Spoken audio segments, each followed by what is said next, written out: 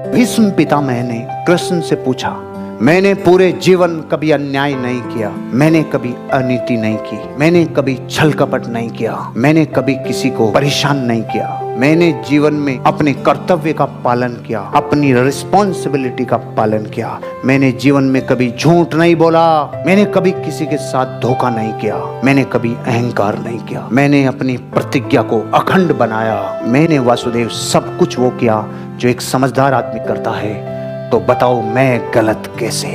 भीष्म पितामह का, अरे भाई एक टंकार से साला सारे योद्धाओं को भगा सकता था। खतरनाक रे, जबरदस्त योद्धाओं में महान योद्धा। मतलब महाभारत नहीं हो पुरानी हो, शुरू ही भीष्म से होती और खत्म भी भीष्म पे ही होती है। बापू था बापू, लेकिन जिससे पूछ रहा है वो बापुओं का बापू है।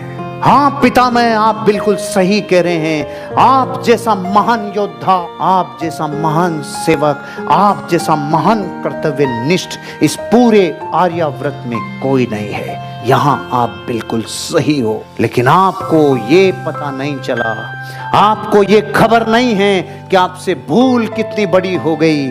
जैसे एक गेट के ऊपर एक गेट कीपर की जिम्मेदारी होती है, गेट की रक्षा। वो मर जाए, तन मन न्योछावर कर देवे, लेकिन वो गेट की जिम्मेदारी उस द्वारपाल की है। आपने भी यही किया। वो गेट था हस्तिनापुर, आपने उसकी रक्षा की, लेकिन आपसे वही भूल हो गई, उस गेट कीपर से हो जाती है।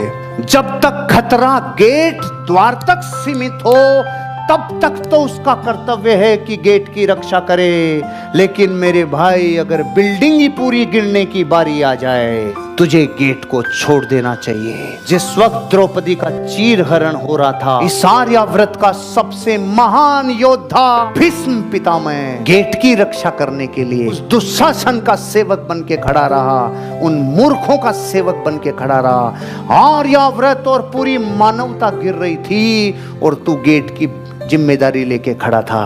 तुझे अपनी प्रतिज्ञा तोड़ देनी चाहिए थी, ये तेरी भूल है। साक्षात 3 खंड के स्वामी नारायण बोल रहे हैं, उस वक्त प्रतिज्ञा तोड़ देनी चाहिए थी। गलती हो गई बहुत बड़ी। आपको अपने कर्तव्य का एहसास नहीं हुआ कि इतना महान योद्धा अगर इतने कुकर्मियों की सेवा करता है तो प्रतिज्ञा तो वहीं तोड़ देनी चाहिए, क्योंकि मानवता के इतिहास में ये जो 30 करोड़ लोग मारे जा रहे हैं, ये सिर्फ तेरी वजह से। अगर तू सही समय पे अपना राज्य ले लेता, अच्छा ही आदमी के पास सत्ता होनी चाहिए, तू गया और फिर सारे के सारे लोग अधर्मी आए, ये भूल हो गई। चरणों में गिर गया भीष्म।